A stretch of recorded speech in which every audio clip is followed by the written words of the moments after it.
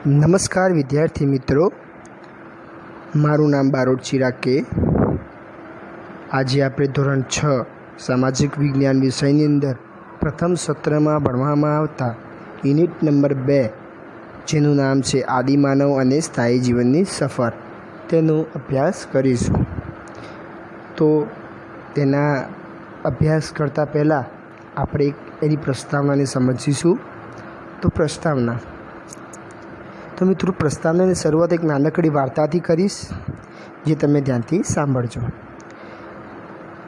જયવીર અને તેનો પરિવાર દાદા સાથે એક સ્થળેથી બીજા સ્થળે રેલગાડીની અંદર મુસાફરી કરી રહ્યા હતા. તે સમય દરમિયાન જયવીર રેલગાડીમાં બારી પાસે બેઠો હતો. તે સમય દરમિયાન જયવીર રસ્તામાં જતા કાર, રિક્ષા, બળદગાડું, બસ વગેરે જેવા સાધનોને નિહાળે છે અને તેના દાદાને પૂછે છે, દાદા, આપણે જે રેલગાડીમાં બેઠા છે તેની શરૂઆત ક્યારે થઈ? તો દાદા તેને કહે છે, બેટા, આપણે જે રેલગાડીમાં બેઠા છીએ, આજે તમને 12 બીજા વાહનો દેખાય છે, તેની શરૂઆત તો નજીકના સમય મતલબ 100-150 વર્ષ પહેલાં જ થયેલી છે. પરંતુ જે બળદગાડું દેખાય છે ને, ઊંટલારી દેખાય છે ને, એની શરૂઆત તો આજથી હજારો વર્ષ પહેલાં થયેલી છે.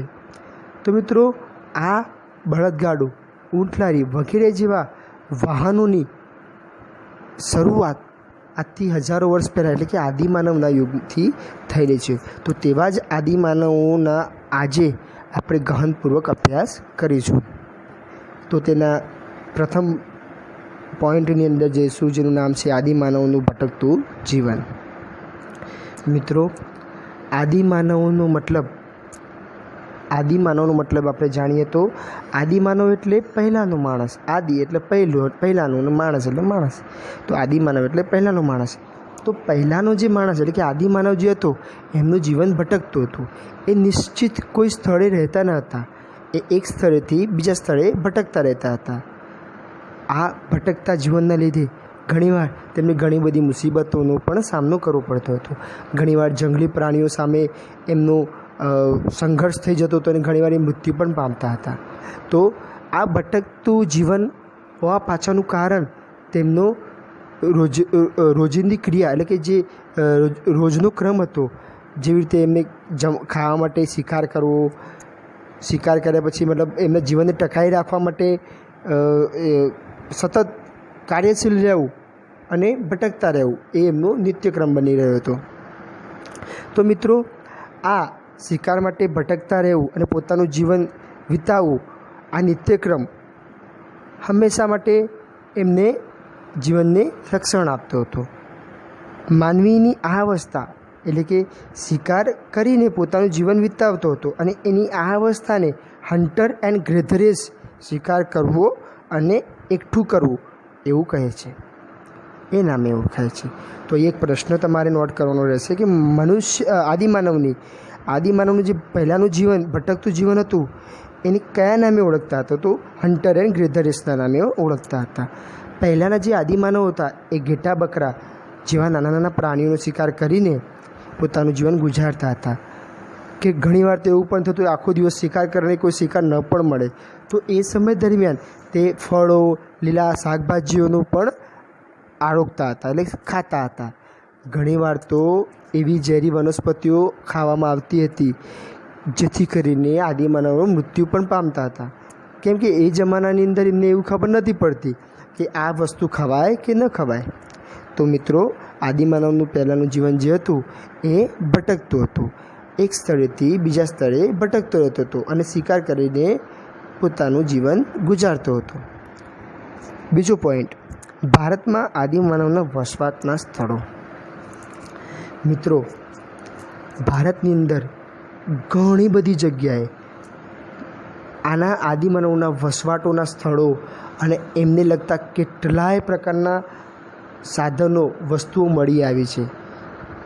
મિત્રો, પુરાતત્વશાસ્ત્રીઓ, નૃવંશશાસ્ત્રીઓ અને આપણા ઇતિહાસકારોએ પોતાના જીવનનો અમૂલ્ય સમય ફાળવીને આવા આદિમાનવના વસવાટના અનેક સ્થળો શોધી કાઢ્યા છે. આદિમાનવ એ જમાનાની અંદર એ સમયની અંદર જ્યાં જ્યાં રહેતા હતા, જે ગુફાઓમાં રહેતા હતા, એ ગુફાઓની અંદર મળેલા લેખો પરથી એમને એ સમયના જે રીત રિવાજ હતા કે એ સમયનું જે જીવન હતું એને શોધી કાઢ્યું છે. સાથે સાથે તેઓ કયા કયા ઓજારો વાપરતા હતા તેની પણ માહિતી આ ઇતિહાસકારોએ અને નૃવંશશાસ્ત્રીઓએ શોધી કાઢી છે. તેઓ એ વખતે એ સમય દરમિયાન જે મળેલા અવશેષો છે તે અવશેષો પથ્થર અને લાકડાના હતા. અને મતલબ એ વખતે જે ઓજારો વાપરતા હતા એટલે હથિયારો વાપરતા હતા એ લાકડાના, પથ્થરના અને હાડકામાંથી બનાવેલા હતા. તો મિત્રો એક પ્રશ્ન પાછો આવશે કે પાષાણ યુગ કોને કહે છે? તો તમે ધ્યાન રાખજો, હું એનો જવાબ બોલું છું કે ભટકતું અને શિકારી જીવન જીવતા માનવો પથ્થરની ટેકનોલોજી સાથે સંકળાયેલા હોવાથી આ સમયને પાષાણ યુગ કહે છે. મતલબ જે સમયથી આદિમાનવ પથ્થરના હથિયારો અને બીજા કેટલા હથિયારોનો ઉપયોગ કરતો થયો, તો એ સમય દરમિયાનને કેવો પાષાણ યુગ કહે છે. પાષાણ એટલે હથિયાર. તો મિત્રો આ પ્રશ્ન કદાચ પરીક્ષામાં તમને પૂછાઈ શકે, તમે નોટ કરજો. તો એ સમય દરમિયાન જે શિકાર કરવા માટે હથિયારોની જરૂર પડતી હતી.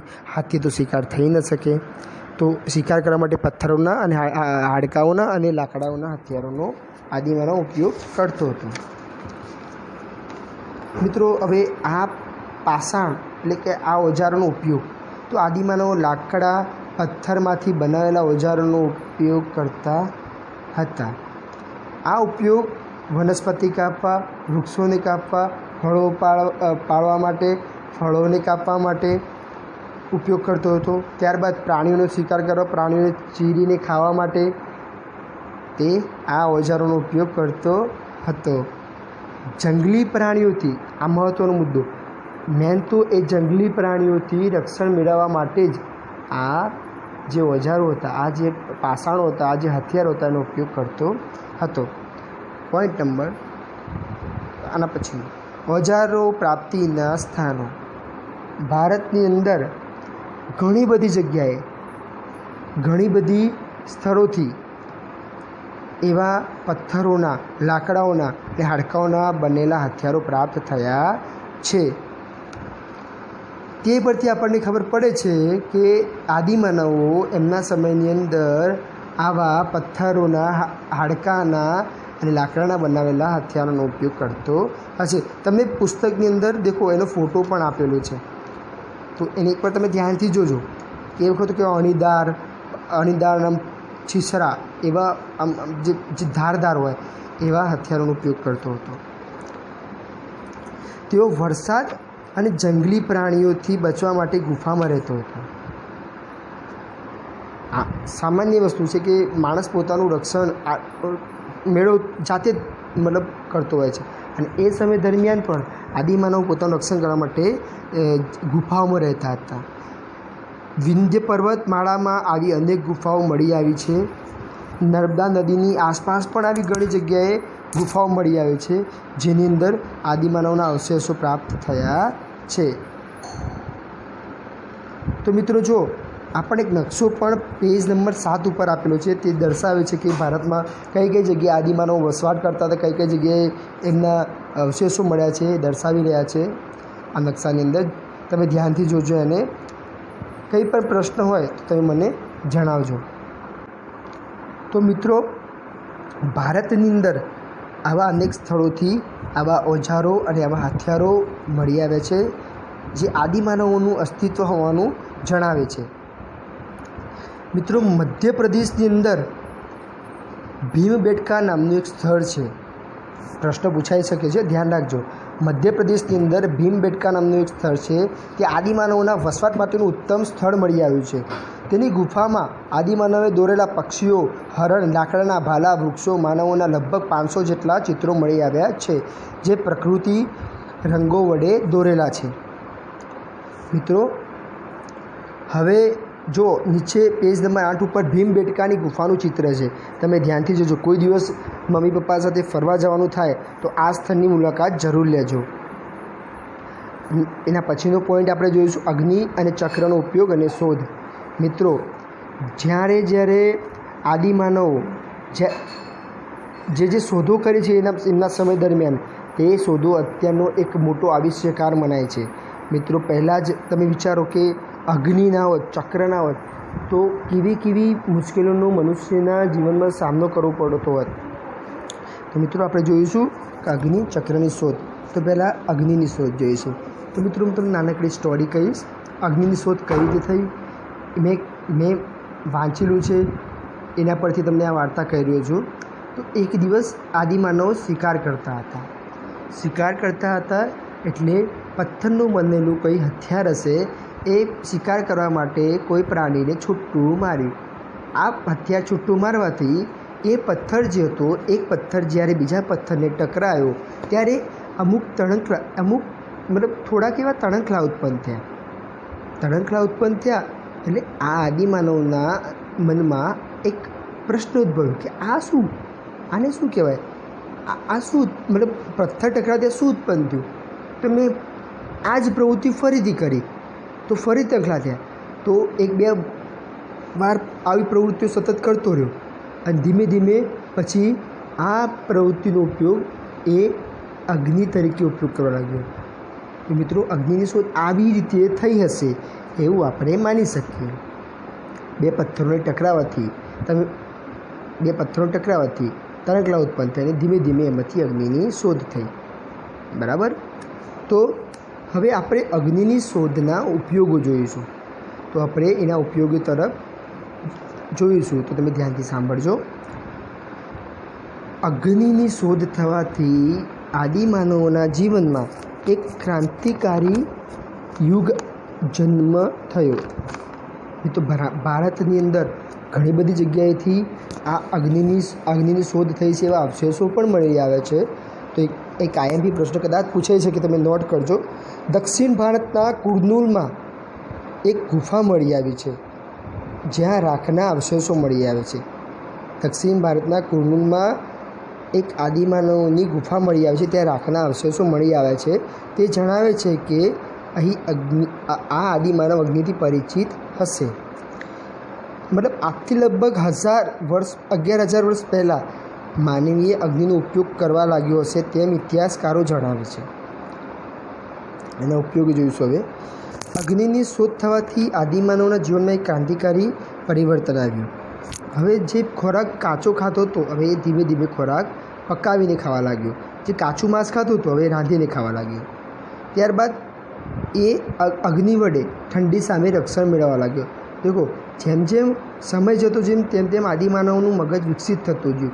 એમને ખબર પડવા લાગી કે હવે અગ્નિથી અમુક વસ્તુથી આપણે અમુક બાબતો સામે રક્ષણ મેળવી શકીએ છીએ. તો ઠંડી સામે રક્ષણ મેળવવા લાગ્યો, જંગલી પ્રાણીઓ સામે રક્ષણ મેળવવા લાગ્યો. ગુફામાં રાત્રિના સમય દરમિયાન જે જંગલી પ્રાણીઓ આક્રમણ કરતા હતા, જે જંગલી પ્રાણીઓ આદિમાનવ ઉપર અચાનક હુમલો કરીને મૃત્યુને ઘાટ ઉતારતા હતા, ધીમે ધીમે અગ્નિની શોધ થવાથી હવે આગને પ્રગટાવીને આ જંગલી પ્રાણીઓથી રક્ષણ મેળવતો થયો. તો આવા ઉપયોગો કરતો. કેવા તો ખોરાક રાંધીને ખાવા લાગ્યો, પછી જંગલી પ્રાણીઓથી રક્ષણ મેળવવા લાગ્યો, ઠંડીથી રક્ષણ મેળવવા લાગ્યો. ત્યારબાદ ચક્રની શોધની વાત કરીશું. તો ચક્રની શોધનો પણ આવો જ કિસ્સો તમને હું જણાવીશ. તો આદિમાનવો એક વખત વૃક્ષને કાપતા હતા. વૃક્ષને કાપતા વૃક્ષનો એક ગોળ ટુકડો રગડીને, ઢાળવાળો પ્રદેશ હતો, રગડીને એ નીચે ગયો. તો આદિમાનવના મગજમાં એક પ્રશ્ન ઉદ્ભવ્યો, આ શું? જો કદાચ આપણે આવું એક બીજું વસ્તુ બનાવીને આના દ્વારા કોઈ એવું સાધન બનાવીએ જેથી કરીને આપણે એક સ્થળેથી બીજા સ્થળે જવામાં મુશ્કેલી ન થાય, આપણું કામ પણ સરળ થઈ જાય. તો મિત્રો, આ જે લાકડાનો ટુકડો, જે થડનો ટુકડો હતો એ રગડીને નીચે ગયો. તે સમયથી, એટલે કે એવું માનવામાં છે કે તે સમયથી ચક્રની શોધ થઈ છે એવું ઇતિહાસકારો જણાવે છે. તો મિત્રો, ચક્રની શોધ થવાથી પણ એક ક્રાંતિકારી પરિવર્તન આવ્યું. તો કેવી રીતે એ તમને હું જણાવીશ. આદિમાનવ ચક્રની શોધ થવાથી એક સ્થળેથી બીજી સ્થળે સરળતાથી જવા લાગે. કે ચક્ર ઉપર બેસીને નહીં, પરંતુ એક ચક્ર વડે 2-4 પૈડા ભેગા કરીને એક નાનકડું લારી બનાવી છે, એવું ગાડી બનાવી છે અને એક સ્થળેથી બીજા સ્થળે મુસાફરી કરતા છે, અથવા તો જે શિકાર કરતા હશે એ શિકાર કરેલો સામાન એક સ્થળેથી બીજા સ્થળે લઈ જતા હશે. આમ તે જે ચક્રની શોધ થવાથી એમના જીવનમાં ક્રાંતિકારી પરિવર્તનો આવે.